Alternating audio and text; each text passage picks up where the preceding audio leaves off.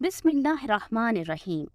सैयदा ताहिरा हज़रत खतीजतुल कुबरा का नाम सुनते ही हमारे जहनों में प्यारे आका अलैहिस्सलाम के गम गुसार शरीके हयात आ जाती हैं। ये वो बाहिम्मत खातून हैं जिन्होंने इस्लाम के इब्तिदाई पुरफतन दौर में दीन की आबियारी के लिए अपने मोहतरम शौहर के साथ हमा जिहद का विषय फरमाई, जिसका समरा हमें दुनिया में मुसलमानों की कसरत की सूरत में नजर आता है। माली मावनत हो या इमोशनल सपोर्ट, हज़रत खतीजा हर मामले में आगे नजर आती हैं। आप नहायत ज़हीन, खुद एतमाद और माहिर ताजरा थीं। तिजारत का पेशा आपको वालिद से वरासत में मिला था। वो बहुत बड़े ताजिर थे। मक्के के बड़े बड़े रऊसा आपसे निकाह के ख्वाहिशमंद थे, लेकिन आपने ताजदार रिसाला सल्लल्लाहु अलैहि वसल्लम को उनके पाकीज़ा औसाफ की वजह से मुंतखब फरमाया। आपकी पहली 2 शादियाँ हो चुकी थीं और साबका शौहरों से आपकी औलादें भी थीं। हज़रत खतीजतुल कुबरा रदियल्लाहु अन्हा सरकार दो आलम सल्लल्लाहु अलैहि वसल्लम की सबसे पहली रफ़ीक़ा हयात हैं। आपकी विलादत बासआदत आमुल फील से 15 साल पहले हुए। आपके वालिद का नाम खुवैलद और वालदा का नाम फातिमा था। आपकी कुन्नियत उम्मुल कासिम और उम्मे हिंद है, जबकि अलक़ाबात अल कुबरा, ताहिरा और सैयदतु कुरैश हैं। यूँ तो आपके फ़ज़ाइल व मनाक़िब बेशुमार हैं, लेकिन नुमाया वस्फ़ ये है कि आप अपने मोहतरम शौहर की हर खुशी और रंजो गम में शरीक रहने वाली थीं। रसूलुल्लाह सल्लल्लाहु अलैहि वसल्लम ने जब ऐलान नबूवत फरमाया तो आप बगैर किसी तवक्कुफ के ईमान ले आईं। आप अलैहिस्सलाम की हर कदम पर, हर मकाम पर भरपूर मदद फरमाई। तबलीगी दीन की राह में जब भी सरकार दो आलम सल्लल्लाहु अलैहि वसल्लम को सताया गया, आपकी तकज़ीब की गई, तो खदीजतुल कुबरा रदियल्लाहु अन्हा ही आपकी दिलजोई फरमाया करती, आपकी तस्कीन क़ल्ब का बाइस बनती, आपका हर मुमकिन इकराम फरमाती, जिससे आप अलैहिस्सलाम का गम दूर हो। आपके इन औसाफ का अंदाज़ा इस वाक़ई से लगाया जा सकता है कि जब पहली मर्तबा गारे हिरा में प्यारे आका अलैहिस्सलाम ने हज़रत जिब्रील अमीन को मुलाहज़ा फरमाया और मुक़र्रब फरिश्ते ने आपसे हम कलामी का शर्फ हासिल किया, तो आप पर शदीद इज़्तिराब की कैफियत तारी हो गई। रसूलुल्लाह सल्लल्लाहु अलैहि वसल्लम घर में दाखिल होते हैं। हज़रत खतीजा रदियल्लाहु अन्हा आपके चेहरे अनवर को देखते ही बेचैन हो जाती हैं। उन्हें आपके रूए मुनव्वर पर इज़्तिराब की लकीरें साफ नज़र आती हैं। वो बेकरारी के आलम में आगे बढ़कर करीब आ जाती हैं और रसूलुल्लाह सल्लल्लाहु अलैहि वसल्लम उनसे फरमाते हैं कि मुझे उड़ा दो, मुझे उड़ा दो।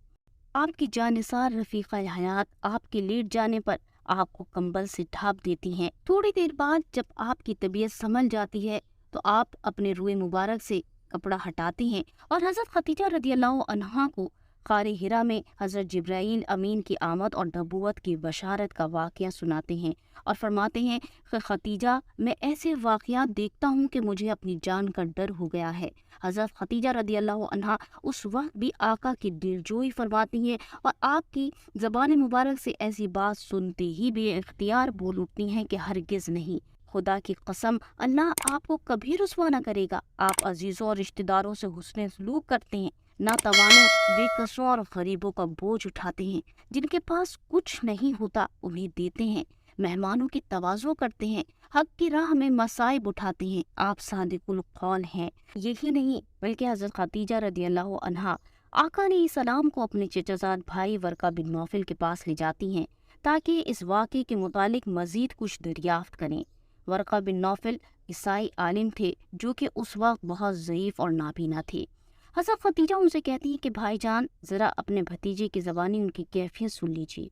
वर्का आका अलैहिस्सलाम से मुखातिब होकर कहते हैं कि भतीजे, तुमको क्या नजर आया? सरकार दो आलम सल्लल्लाहु अलैहि वसल्लम ने जो कुछ देखा और सुना था वर्का से बयान कर दिया।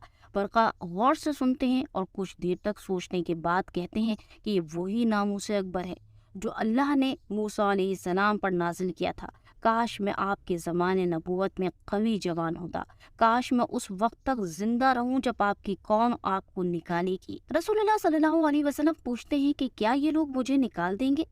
वर्का कहते हैं कि कभी ऐसा नहीं हुआ कि कोई शख्स वो चीज़ लाया हो जो आप लाए हैं और उससे दुश्मनी न की गई हो। अगर मैंने आपका ज़माना पाया तो मैं आपकी पुरजोर मदद करूँगा। मगर वर्का कुछ दिनों बाद इंतकाल कर गए। अल्लाह की बारगाह में भी सैयदा ताहिरा का मकाम निहायत बुलंद है कि उस अजीम शान बारगाह से आपको ये तोहफा मिला कि रब ने खुद आपको अपना सलाम भेजा। جس کا واقعہ کچھ یوں ہے کہ ایک دفعہ حضرت جبرائیل حضور صلی اللہ علیہ وسلم کے پاس حاضر ہوئے اور عرض کی، یا رسول اللہ صلی اللہ علیہ وسلم، یہ خدیجہ آپ کے پاس سالن اور کھانے کا ایک برتن لا رہی ہیں، جب وہ لے آئیں تو انہیں ان کے رب اور میری طرف سے سلام کہنے، اور جنت میں انہیں موتی کے ایک محل کی بشارت دے دیں جس میں نہ شور ہوگا نہ تکلیف ہوگی۔ امام ابن کثیر نے امام سہیلی کے حوالے سے فرمایا کہ انہیں جنت میں قصب یعنی خولدان موتی کے محل کی بشارت اس لیے دی گئی کہ وہ ایمان لانے میں سب پر سبقت لے گئیں، اور شور و غل سے پاک مکان کی اس لیے بشارت دی گئی کہ انہوں نے کبھی رسول اللہ صلی اللہ علیہ وسلم کے سامنے بلند آواز سے گفتگو نہ فرمائی اور آپ کے ساتھ شور و غل اور ایذر آسانی سے پیش نہ آئی تھیں۔ سیدہ کا یہ کردار ہم سب خواتین کے لیے مشعل راہ ہے کہ ایک بیوی کو اپنے شوہر کے ساتھ کس طرح کا رویہ اختیار کرنا چاہیے۔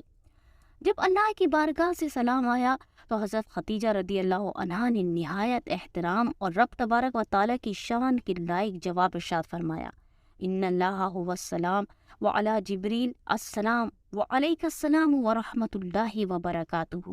یہ الفاظ آپ کی فقاہت اور فہم و دانش پر دلالت کرتے ہیں، چونکہ آپ نے اللہ تعالیٰ کے سلام کے جواب میں اس کی حمد بیان کی، پھر جبریل علیہ السلام اور رسول اللہ صلی اللہ علیہ وسلم کو سلام کیا۔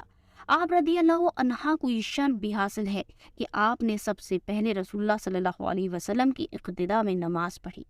حضرت ابو رافع سے مروی ہے کہ نور مجسم نے پیر کے روز صبح کے وقت نماز پڑھی، حضرت خدیجہ نے پیر کے دن اس کے آخری حصے میں نماز پڑھی، اور حضرت علی نے منگل کو نماز پڑھی۔ حضرت عبداللہ بن عباس رضی اللہ عنہما فرماتے ہیں کہ ایک دن رسول اللہ صلی اللہ علیہ وسلم نے زمین پر 4 خطوط کھینچے اور فرمایا کہ تم جانتے ہو یہ کیا ہے؟ صحابہ کرام نے عرض کی کہ اللہ اور اس کے رسول بہتر جانتے ہیں۔ فرمایا جنتی عورتوں میں سب سے زیادہ فضیلت والی عورتیں یہ ہیں: خدیجہ بنت خویلد، فاطمہ بنت محمد، آسیہ بنت مزاحم، مریم بنت عمران۔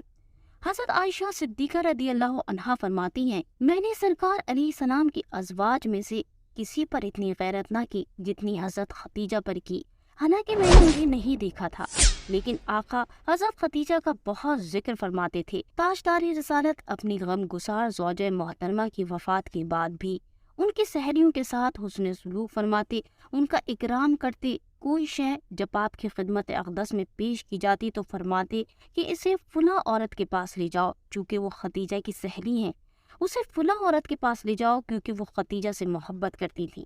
بکری ذبح فرماتے تو اس کے اعضاء کو علیحدہ علیحدہ کر کے حضرت سیدہ طاہرہ کی سہیلیوں کی طرف بھیج دیتے۔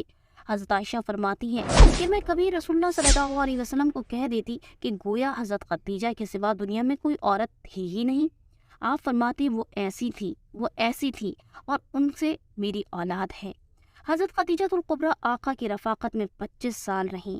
اس ساری مدت میں سرکار نے دوسرا نکاح نہیں فرمایا، جبکہ عربوں میں کثرت نکاح کا رواج تھا۔ طیبہ طاہرہ نے کوئی ایسا کام نہ کیا تو آپ علیہ السلام کو ناپسندیدہ ہو۔